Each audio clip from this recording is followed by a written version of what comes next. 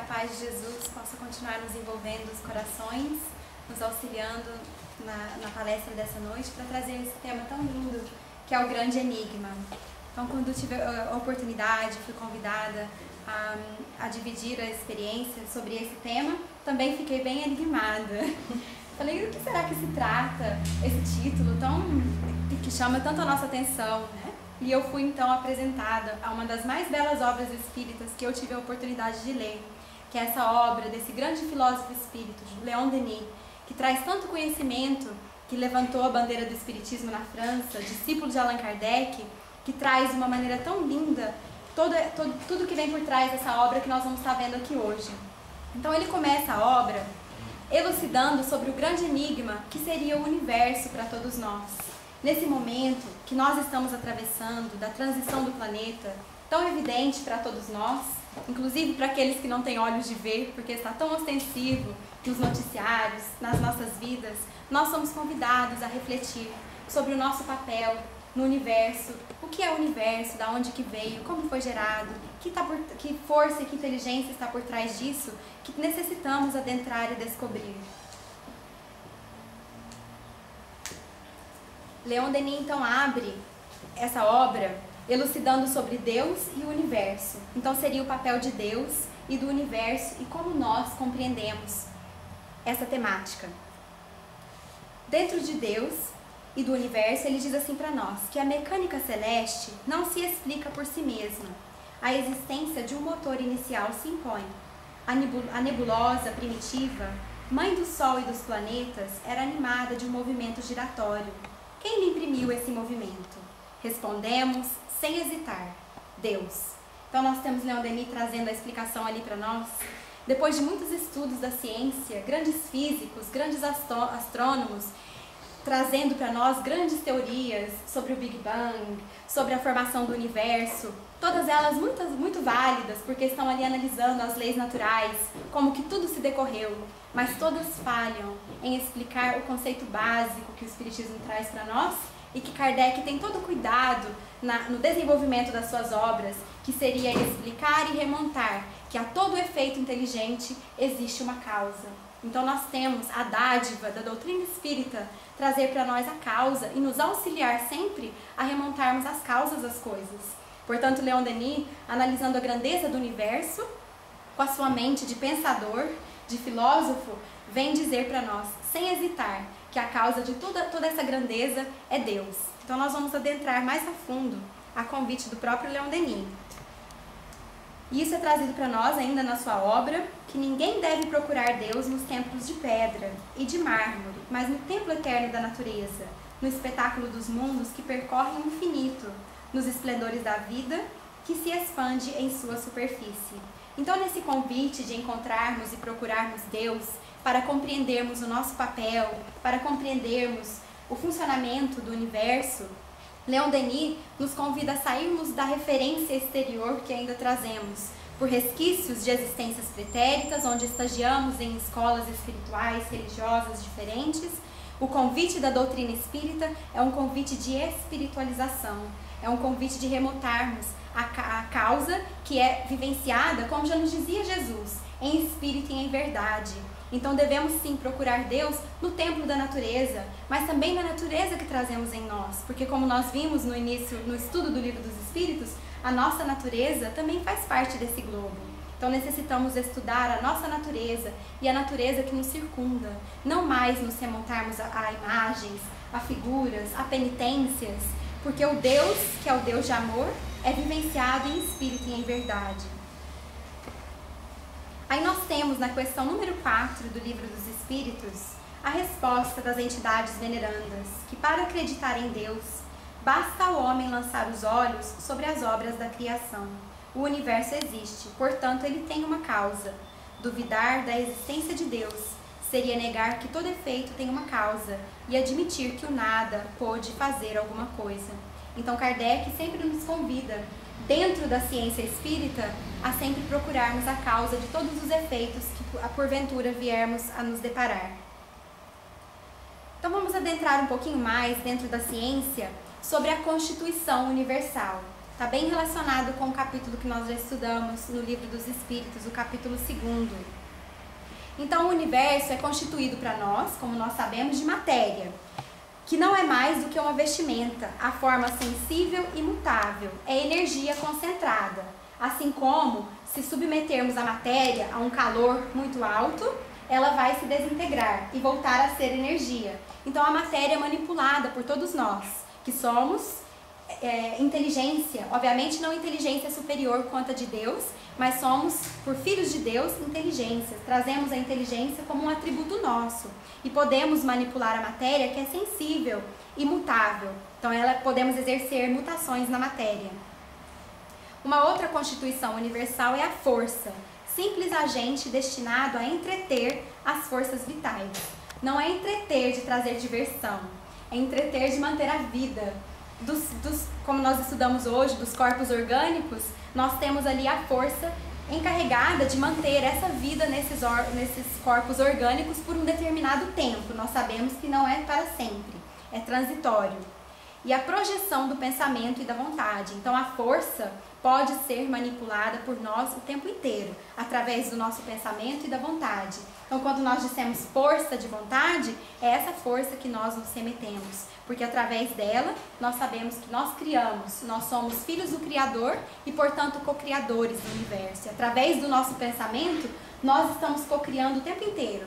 Aqui agora, dentro dessa sala, todos nós co-criamos. Para o bem ou para o inferior? O que será que nós estamos criando nesse momento? Nós sabemos que os espíritos superiores aproveitam-se das nossas criações mentais superiores para que possam vir aqui nessa sala, pegar todos os fluidos benéficos que nós geramos como criaturas responsáveis e levá-los para os hospitais, para os lugares onde os nossos irmãos necessitados precisam dessa injeção de fluidos benéficos. Então, através dessa força que nós projetamos com o pensamento e com a vontade, nós também manipulamos e atuamos na Constituição Universal. Nós também temos a inteligência, que faz parte da Constituição Universal, e ela está ali governando os mundos. Entretanto, a inteligência humana não é por si só sua própria causa. Nós sabemos que a causa primeira de todas as coisas é Deus, que é a inteligência suprema do universo. Aí nós podemos fazer uma analogia e uma comparação que Leon Denis faz também para nós de uma maneira belíssima, tentando decifrar para nós esse grande enigma, uma analogia que existe do micro ao macrocosmo. Então ali nós temos a figura do quê? Que figura que é essa? Alguém chuta, porque o nosso tempo é curto. É a figura de um átomo. Muito bem, César, eu ouvi daqui. E ali nós temos a figura do quê? Do nosso sistema solar. Será que nós podemos fazer uma comparação entre o micro e o macro? Não há ali uma semelhança? Pois é, no átomo nós temos o centro do átomo, que exerce a mesma função que o Sol exerce no nosso sistema solar, atraindo para si os nêutrons e os prótons. Então Deus opera de uma maneira muito sábia, desde o microcosmo ao macrocosmo, exercendo a lei de amor, que é a lei de atração. Então, manipulando a matéria, dentro dessa matéria bruta, nós temos o movimento dos átomos, dessas partículas infinitamente pequenas, mas que funcionam da mesma maneira que o nosso sistema solar. Então, nós podemos ver ali a expressão do grande enigma da grandeza de Deus. Já dizia São Vicente de Paulo, na questão 889 do Livro dos Espíritos: amai-vos uns aos outros, eis toda a lei, divina lei pela qual Deus governa os mundos. O amor é a lei de atração para os seres vivos e organizados, e a atração é a lei de amor para a matéria inorgânica. Então, através dessa lei de amor, nós podemos ver, através da própria lei de gravidade, que o Sol atrai para si os planetas do sistema solar, mantendo-nos em órbita, para que a temperatura seja ideal para a vida orgânica na Terra, para que os nossos dias possam ter 24 horas e possamos aproveitar metade do dia de sol que necessitamos para o desenvolvimento fisiológico nosso, para que pudessem ter os anos e as estações do ano. Tudo isso é, obviamente, reflexo dessa lei de amor de Deus que governa o universo. Aí nós temos um pouquinho de física ali para nós, para os físicos em plantão, que a matéria atrai matéria na razão direta das massas inversa do quadrado da distância. Eu não vou nem me atrever a tentar explicar isso, mas é só para mostrar para nós que na própria física explicam-se as leis naturais, que são, obviamente, constituição e estão ali decifrando esse grande enigma do Criador para nós. E Leon Denis também, ainda na obra, traz para nós que a vontade que dirige o universo se disfarça a todos os olhares. As coisas estão dispostas de maneira que ninguém é obrigado a lhes dar crédito.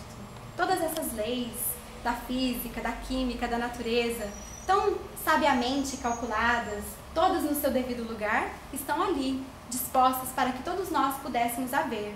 Mas é somente como Jesus nos disse, para aqueles que têm olhos para ver. Todos de nós já percebemos na beleza da natureza, na luz do sol, nas chuvas que necessitamos, a vontade sábia do Criador.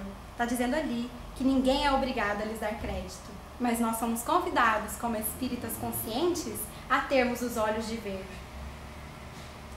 Dentro ainda das harmonias do espaço, nas analogias que fizemos, podemos fazer mais analogias.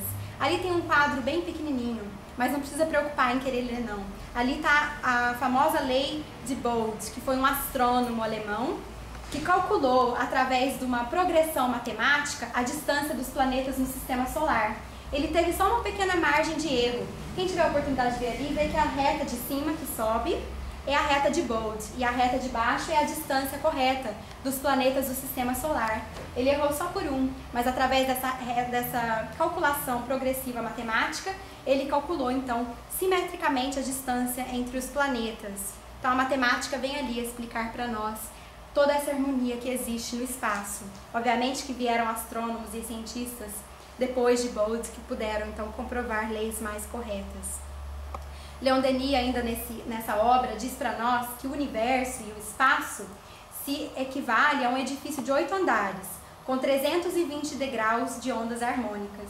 Então, se nós fôssemos desenhar um prédio com 8 andares e 320 degraus dentre cada um desses andares, nós poderíamos descrever o nosso sistema solar, entre as distâncias que existem entre os planetas.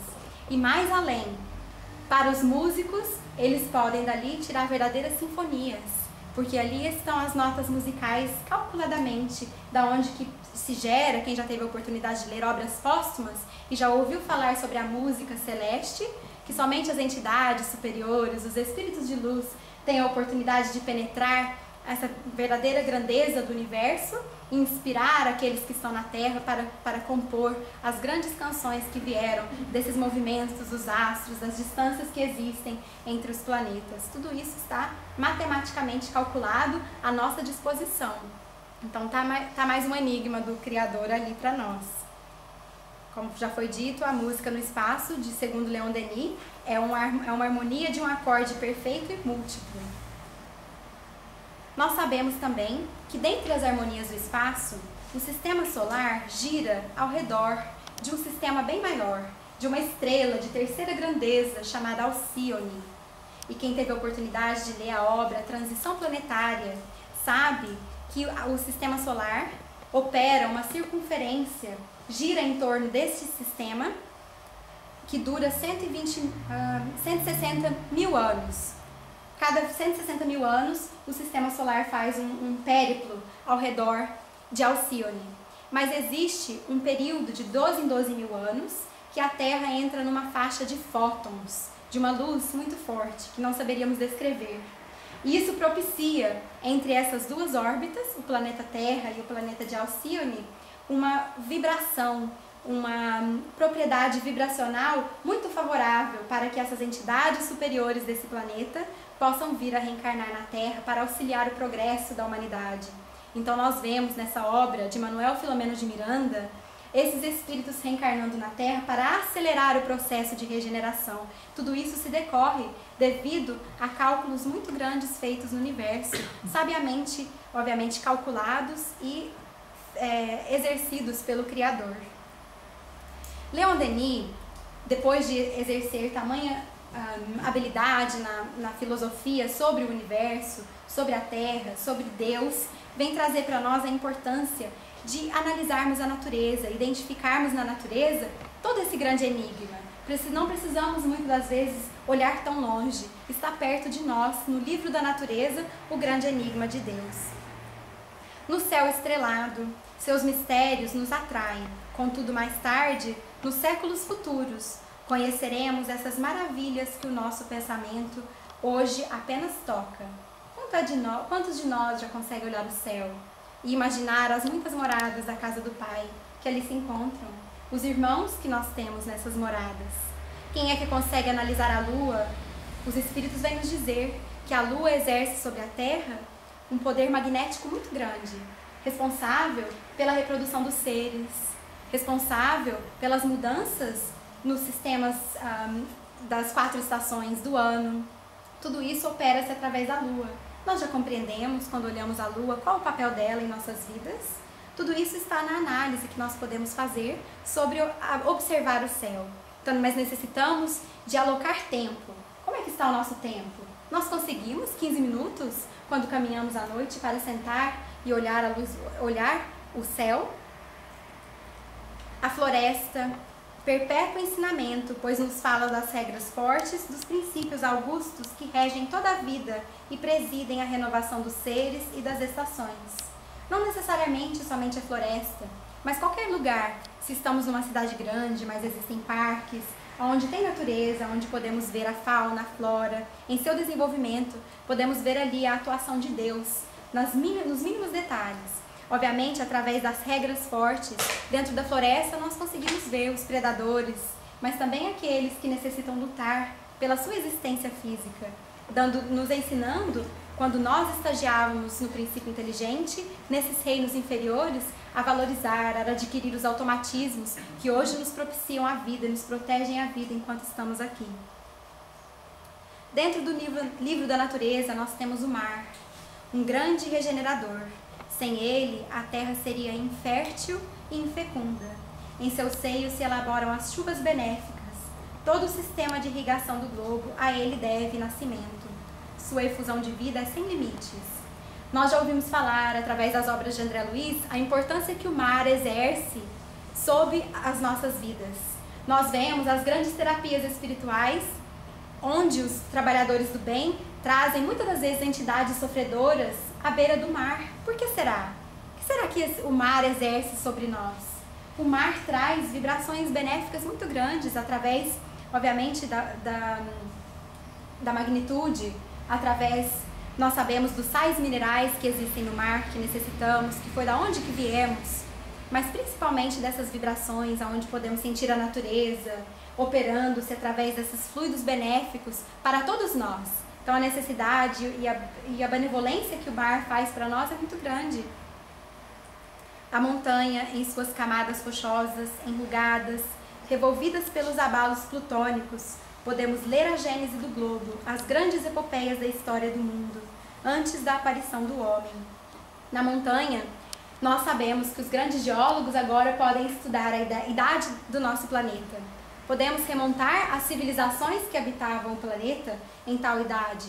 Tudo isso está gravado nas camadas rochosas, mas nós sabemos também o bem que a montanha nos faz, através do ar puro, por estarmos numa posição mais elevada atmosfericamente. O que será que fala daqui de baixo para nós? Porque nós criamos a psicosfera de onde nos encontramos. Cada vez que nos elevamos, quando elevamos o nosso pensamento, que não significa ter que sair da onde estamos, porque esse processo é interno. Mas isso também nos diz que a cada vez que nos elevamos, nós entramos em contato com pensamentos mais superiores, com a assistência dos espíritos superiores. E a montanha nos traz essa referência, essa analogia que necessitamos nos elevar na proposta da verticalidade. Jesus também utilizou-se muito da montanha em seus sermões, por escolhê-la para proferir um dos mais belos sermões que nós temos. Então possamos refletir no livro da natureza. Quantos de nós dedicamos tempo para analisar as belezas do Criador? Qual o nosso papel dentro dessa beleza? Porque sabendo disso, nós respeitaremos mais a natureza. Qual é a nossa postura perante a natureza? Já sabemos respeitar? Já sabemos reciclar? Já sabemos conviver uns com os outros, respeitando a nossa própria natureza? E essa proposta da natureza é toda de elevação. Nas horas de hesitação, volta-te para a natureza.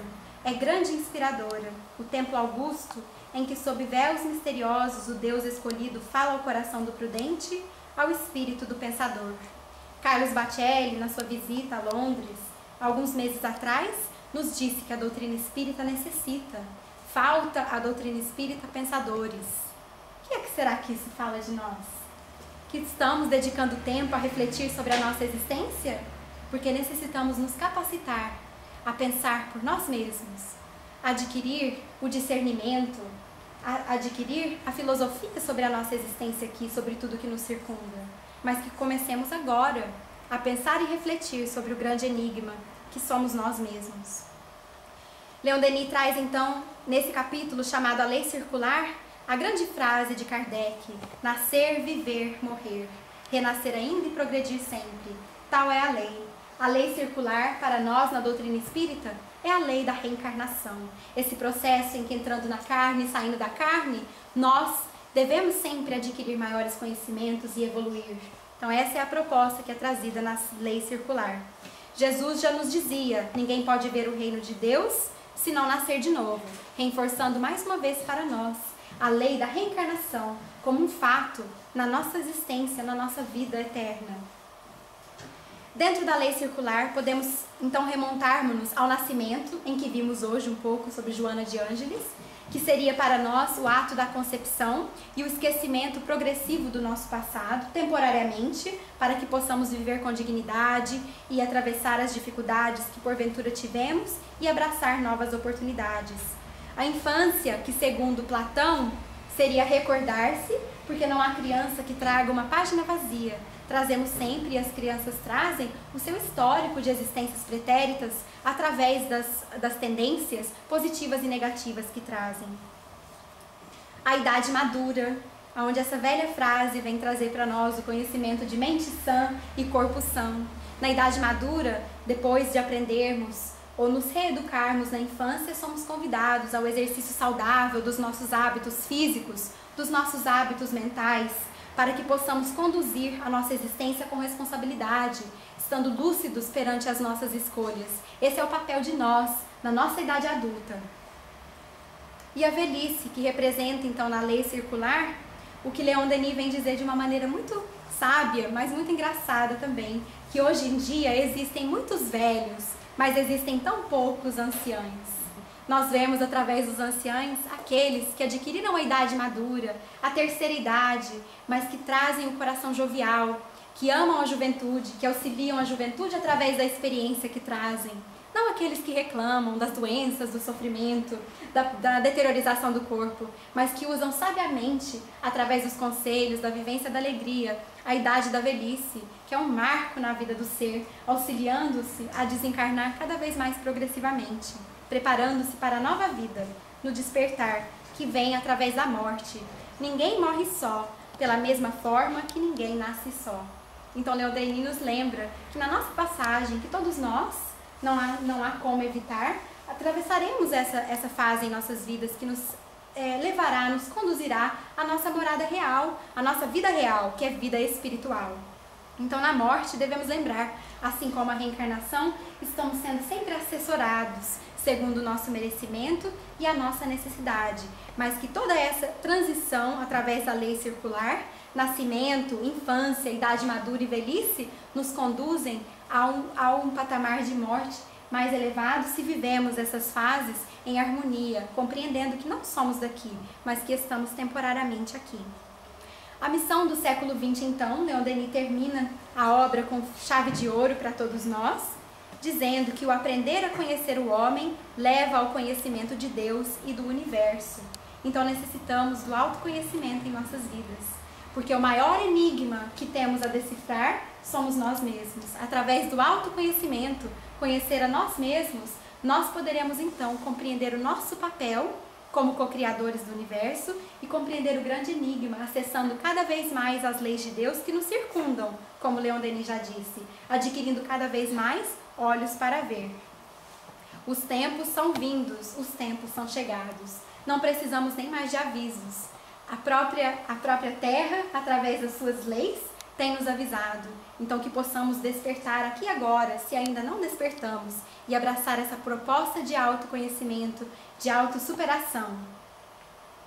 São os gênios do espaço que vêm e sopram em nossos pensamentos os ensinos chamados a regenerar o mundo.